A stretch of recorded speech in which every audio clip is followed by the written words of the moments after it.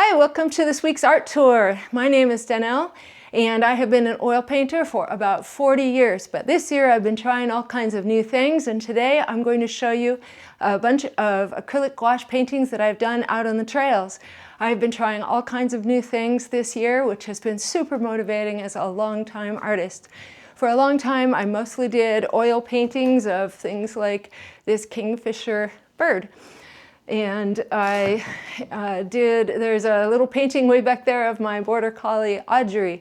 And even farther back there is a 5 by 6 foot painting that I did based on a Tlingit, Alaska Native legend called The Woman and the Woodworm. And it does have the main character is the woman, but she is holding a creature that I based on a wolf eel. So animals have been sort of my main thing for a long time. I've done a lot of commissions of people's pets, but this year I felt like I needed some inspiration, so I started this channel and I've been trying new subjects. I've been doing landscapes, not only doing landscapes, but doing them en plein air on my daily walks with my 3 border collies. And I have been using watercolor, which I had done a little bit over the years, but very little. I have been doing acrylic gouache, which I had never used before. And I've been doing oil painting outdoors, which I had never painted oil paints out on the trails. So I have a whole playlist of vlogs where I am painting outdoors. Some oil paint, some acrylic gouache, some watercolor. So check out that playlist. Every single painting I'm going to show you today, except one, is an acrylic gouache painting. They're all about 4.5 by 6 inches. The oil painting is 8 by 10 inches. So I hope that you're inspired by seeing these and hearing my challenges, how I overcame them. And let's get into the tour. Here's one that I did recently. It is on a little trail that I rode my bike to.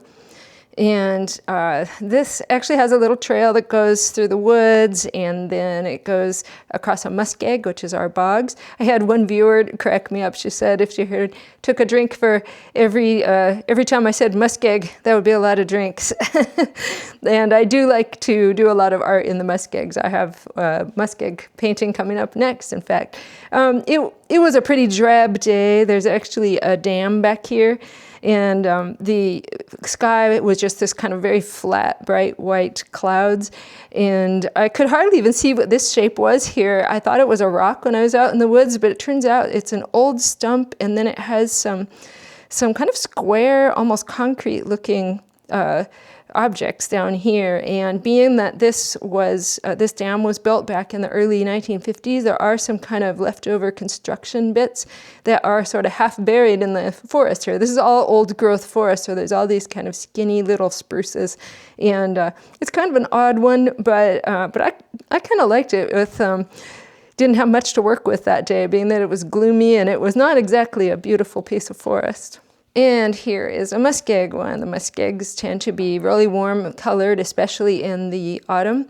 It was very misty this day, and so I decided to do kind of a close-up. I've done a few other paintings in this particular muskeg, so I kind of wanted to just focus on these trees and the character of these trees. They tend to grow like this. These are bull pines, or other places call them shore pines, and they tend to look like bonsai trees out here in the muskegs, because it's very difficult for them to grow in the bogs due to them being completely filled with water, and there's hardly any nutrients. The soil's very, very acidic. So they make for really interesting art subjects. And like I said, these are all acrylic gouache. And I found that that's my preferred medium. I was really surprised that all of these paintings for my art tour are all acrylic gouache, except for one this week. And here's another one at a trail. This has all been clear cut. I didn't paint in the cut down trees this time. I have done a few paintings here where I did add the clear cut trees. They look a lot like these. These are red alders, and they turn kind of pink in the autumn. But this time I decided to just put all of these dead grasses in there because the color was so beautiful. This one's pretty plain. It's not really one of my favorite. I did use some splattering down here to kind of add a little texture to this path. That's something I like to do once in a while. It's really fun, just putting some extra wet paint on your brush and then just splattering it. I'll use another piece of paper to sort of mask on off where I don't want it to hit, but that's a really fun thing for doing, especially gravel paths or beaches. I think it's really useful. And here's yet another muskeg. I think it's the same place as this one. I think these are the same hills here. I tend to go there a lot. It's a really, really pretty trail, and I really like these open muskegs. One reason I go to the muskegs a lot here is because our forests are so dense that in a lot of places you hardly get any light, and you definitely can't really see an interesting landscape vista. So the muskegs are one of the few places where we can actually get more of a vista and a distant view. And this is something I've been trying to get better at, is getting this mist to look good. There's a distant ridge top here, which I didn't quite capture. I did kind of change this. I painted a little more on this when I got home, but the light was changing really quickly. It was very cloudy when I first got there, and then the sun started to appear here, and it kind of made this ridge more and more difficult to see as the sun started glowing through the mist. Here is a day I painted very quickly because it started raining. We do live in a rainforest. We get about 160 inches of rain average every year. So rain is something that we're always fighting with when we want to paint outdoors. We'll try to find trails that have little shelters on them often, or we'll just try to hope that we make a break. I'll tell you about a new thing that I tried today that worked pretty well, but we'll see how that works in the future to allow me to work in the rain more effectively. And here's a place that I have painted quite a bit. This is at Ward Lake, and this is a place that we go in the rain because it has shelters. This is one of 3 shelters here, and then there's 2 other shelters on the other side of the lake. So we'll often head for those shelters when we want to paint in the rain. And it's been nice in the autumn here. The weather is not nice. In fact, the weather's terrible and rainy and stormy. But one thing that's been kind of cool is that these alders lost their leaves, and now they really add a nice linear contrast to just the dense evergreen forest. So I've been really having fun painting those. And here's a painting that I did at that dam that I mentioned earlier. And I was looking for something new. I rode my bike here to the dam, and I have painted there before, and I wanted to find something new and different, so I walked up here to the edge, this walkway, where they'll come over and check on the controls in this little building that's over here. And this is Connell Lake. I have done a vlog here. If you're interested in that, you can check out this card up there. But this actually, I was really happy with this. I think this man-made structure and also the interesting orange color in the railing really added a lot to this.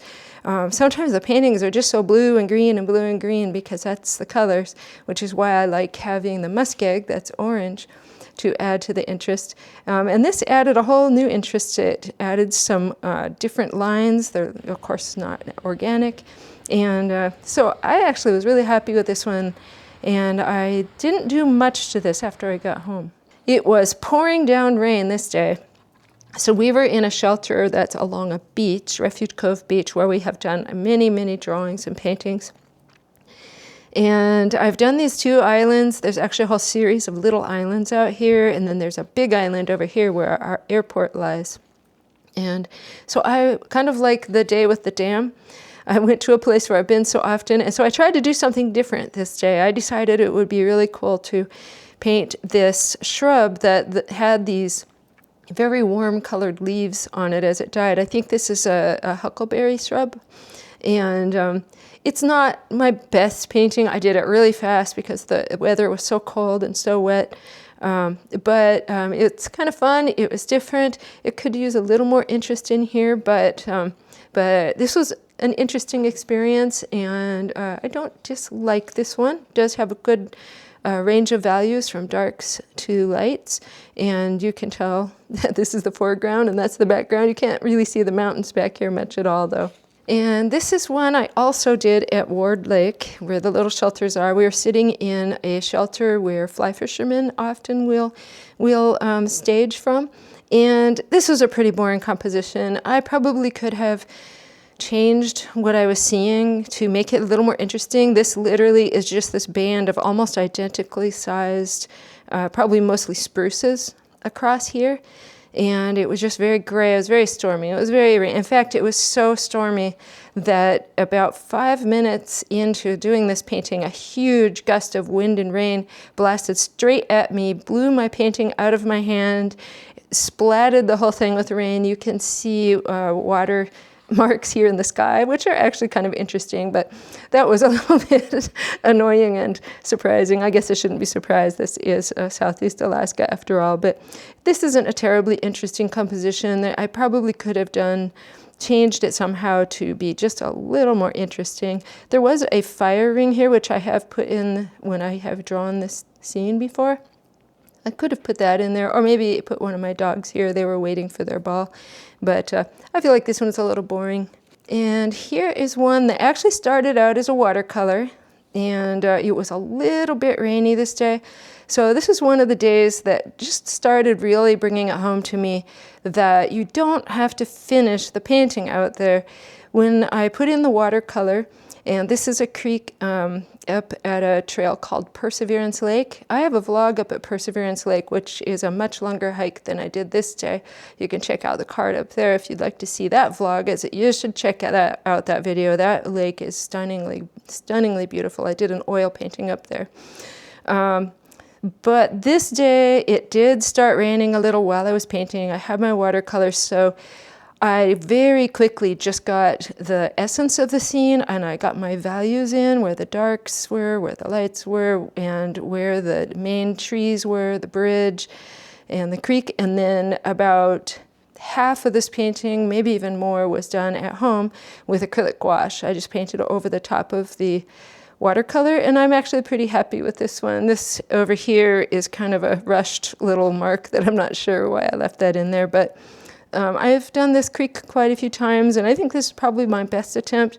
It's a very, very dark spot. You can tell the tree is very thick, so the creek can often look very, very dark, and it can look very, very brown. So this is a little bit bluer than it looked in real life, because not much light gets in here from the sky. And here's one I did yesterday. I'm actually very happy with this one. I was going really strongly with the premise that a painting does not need to be finished on site, which was good because on this day, it looked beautiful when we left. So I didn't even wear my rain gear, and we biked down to this. There's this little cabin, but it's all locked up, so there's no shelter. And I got about 5 minutes into this painting with my acrylic gouache, and it started raining and raining and raining harder and harder and harder, so I had to just put it away. So I always take a reference photo when I start, and I highly recommend that. Take at least one reference photo when you start, in case you need to come back home and paint on it more. So I came back home, and using my reference photo, I really enjoyed working on this and finishing this. And you can see here's the alders again, making this scene much more interesting than it is in the summer. That pink color just really, really gives life to this. The colors here, which are usually just greens and maybe some yellowy browns, some blues. And I also used the splatter technique here on this little trail. And I'm really happy with this painting. I think that the proportions went well. I think the values really go nicely from darks. I have the lights, even the reflections in the water turned out well. So I'm really happy with this one. And here's the one I did this morning. I'll put a picture here. Here's a picture of me with my new idea of bringing an umbrella. And you can see that it was very wet this morning. And I bought the umbrella on Amazon, and because even though we live in a rainforest and we get 160 inches average of rainfall a year, we don't really use umbrellas here. I don't really even know anybody who owns an umbrella. Mostly it's just because it rains so much, you may as well just wear a raincoat. You don't want to be carrying around an umbrella with you all the time, because it rains so much you would just be carrying your umbrella all the time. But I bought a clear umbrella so that I could get as much light as possible on my painting. And then I bought a clamp to clamp it onto my tripod. And here is the clamp. And it immediately, I was tightening it down on my tripod, and this here snapped in half immediately. So this will be sent back. It wasn't very expensive. It's hardly even worth sending it back. But it was supposed to clamp here and here, umbrella and tripod. So I ended up, you can see in the picture, I stuffed the handle of the umbrella in my chest coat pocket and zipped it in, and then just sort of steadied it with my hand, and it actually worked pretty well. And I was very happy. Here's another painting that I just did maybe 75% on scene, just a little waterfall along Lunch Creek Trail. And I have a vlog for this location too, if you want to check it out up above. But this is a different location than where I painted before. Again, acrylic gouache. And again, we have the dead, not dead, but they are dormant alders, adding some kind of pink lines to the scene, making it more fun. And I'm pretty happy with the water here. Water is something that I have been struggling to get better at for this entire year.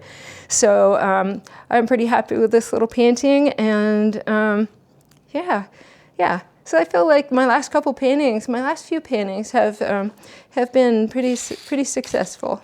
Do any of you paint with acrylic gouache? I know that I see gouache painters all the time on YouTube, but very few acrylic gouache painters. So I'd love to know if you like using it or if you've tried it.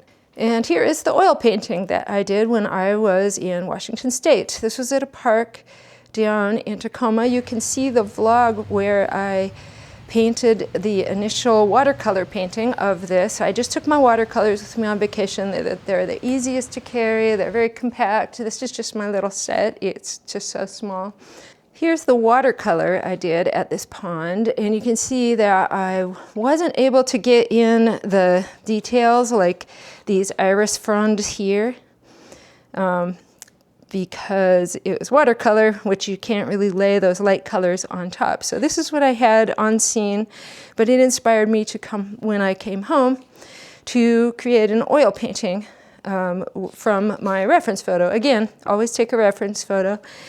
So I did this oil painting, and I do have a video of painting this, and the card is up there.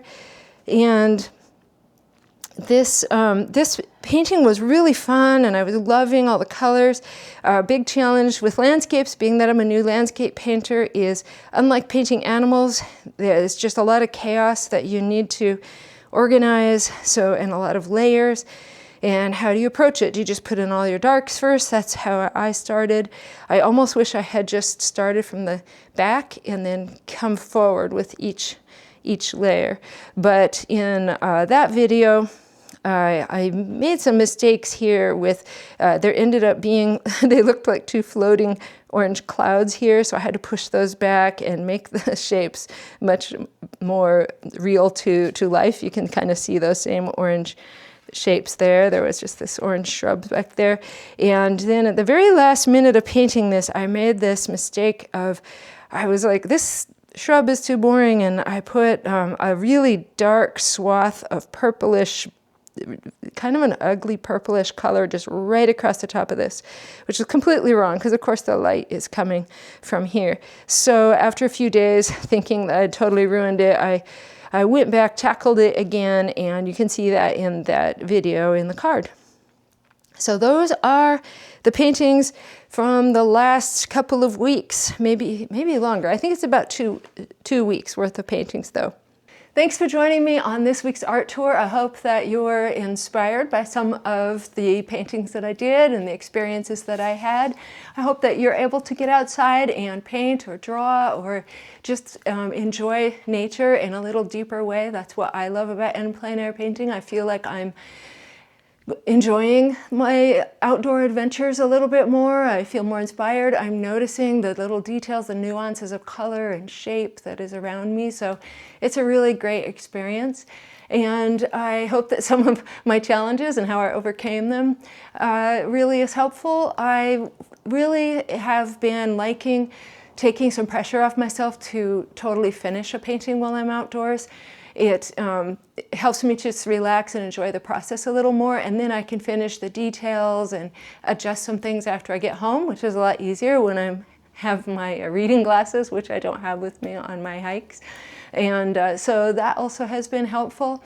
So let me know what kind of adventures you're having with your art. Are you doing in plein air? Are you trying new mediums? Do you have questions? Put them in the comments below. I'm glad you're here. Stay creative and have fun.